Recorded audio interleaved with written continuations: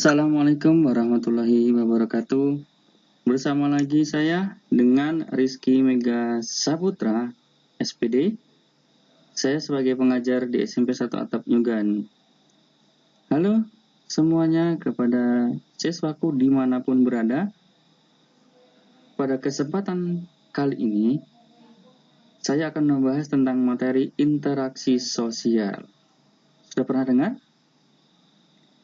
Ya, saya rasa sudah pasti pernah mendengar, tapi kesempatan yang saat ini, nanti kita akan membahas tentang pengertian, syarat berlangsungnya, karakteristik, dan sifat dari interaksi sosial. Kita kulik satu persatu ya.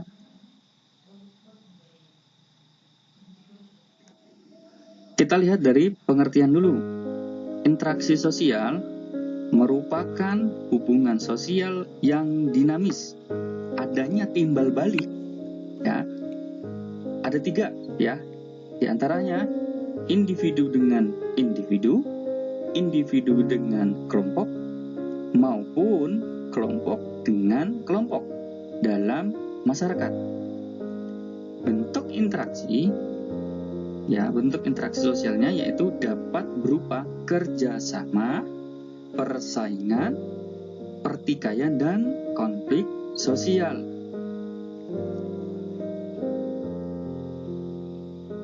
Sosiolog mengatakan bahwa yaitu dari Carp dan Yolles mengungkapkan atau mengemukakan beberapa hal yang mendasari interaksi antar individu, yaitu ada 7 butir atau 7 hal yang sering dibuat menjadi klasifikasinya. Pertama dari warna kulit, kemudian usia, jenis kelamin, penampilan fisik, bentuk tubuh, cara berpakaian, dan wacana.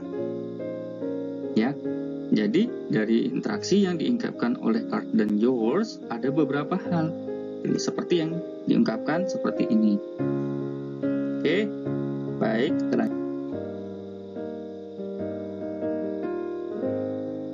Nah, setelah tadi kita mengungkapkan pengertiannya, sekarang kita syarat berlangsungnya interaksi sosial atau syarat terjadinya interaksi sosial.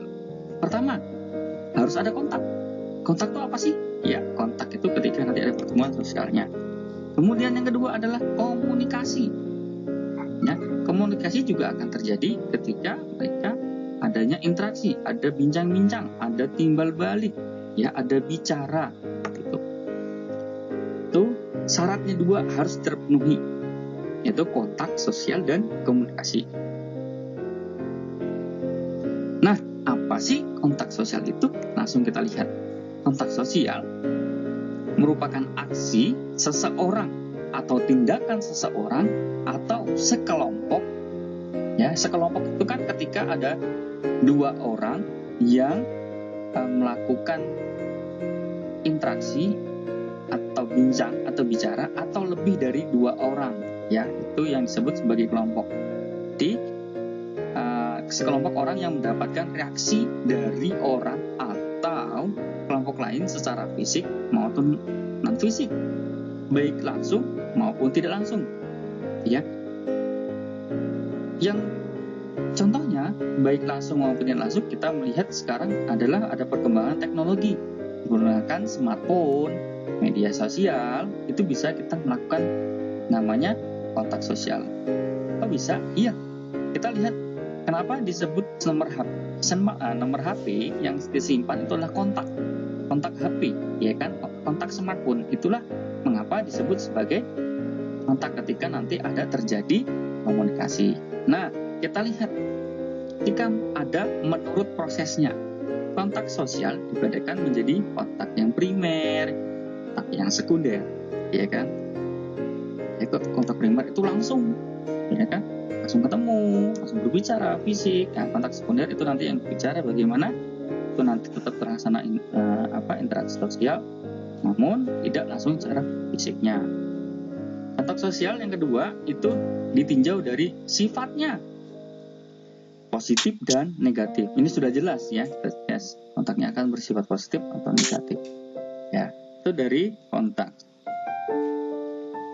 Kita melihat komunikasi. Komunikasi itu apa? Ya kan? Komunikasi merupakan proses penyampaian pesan atau simbol yang berisikan pikiran atau perasaan oleh seseorang kepada orang lain. Ya.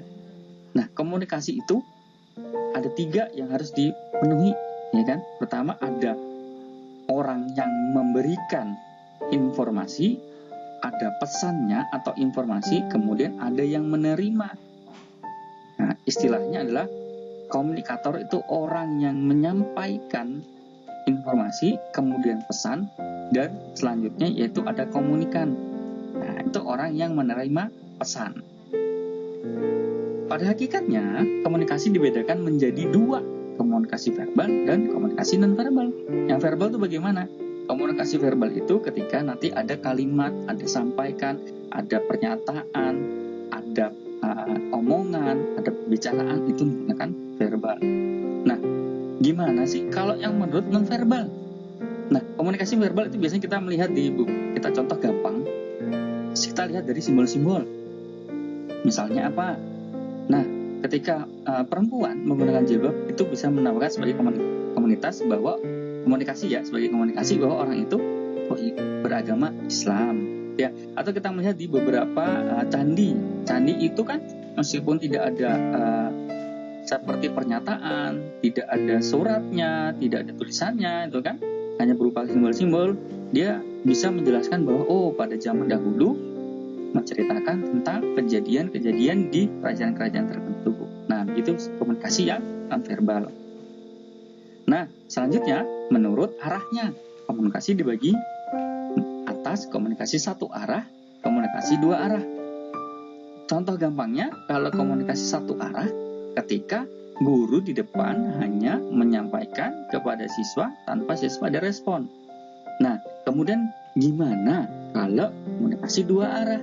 Komunikasi 2 arah itu orang berbicara kemudian saling menanggapi, saling bertukar informasi. Nah, begitu komunikasi 2 arah. Mudah bukan? Jadi, selanjutnya kita melihat komunikasi yang menurut sifatnya bebas, ya kan? Ada 2 nih menurut sifatnya. Ada komunikasi bebas, komunikasi yang fungsional. Kemudian menurut sasarannya ada 2 juga, yaitu ada komunikasi individu, komunikasi massal. Komunikasi individu berarti antar seseorang, ya, antar pribadi, ya, antar individu, gitu kan, masing-masing. Nah, kalau komunikasi massal berarti itu banyak, dia secara meluas, universal, ya. Kita melihat dari karakteristik interaksi sosial. Ya, pertama, pelakunya harus jumlah dari 1, ya. Pelakunya harus berjumlah dari 1. Nah, gimana kalau misalnya ngomong di video, gitu ya? Nah, sekarang kalau video kan ada video live streaming, berarti ada orang yang chat langsung, gitu kan? Ada yang bertanya langsung. Nah, itu bisa dikatakan sebagai interaksi sosial. Kemudian yang kedua, komunikasi antar masing-masing pihak menggunakan berbagai simbol yang dapat dipahami maknanya oleh masing-masing pihak. Nah, gitu ya. Nah, gimana ya Pak kalau misalnya kita sama-sama berbahasa tapi pada pembicaraan kita beda pembahasan. Misalnya kita sama-sama orang Jawa, tapi Jawa Timur dan Jawa Tengah berbeda. Tapi kok nyambung? Itu berarti sama-sama mengerti simbol-simbol atau beberapa kata yang memang dianggap sebagai penyempurnaan, gitu ya. Jadi bisa. Kemudian yang ketiga, ada dimensi waktu, masa lampau, masa kini, dan masa mendatang yang menentukan sifat aksi yang sedang berlangsung. Ya, gitu.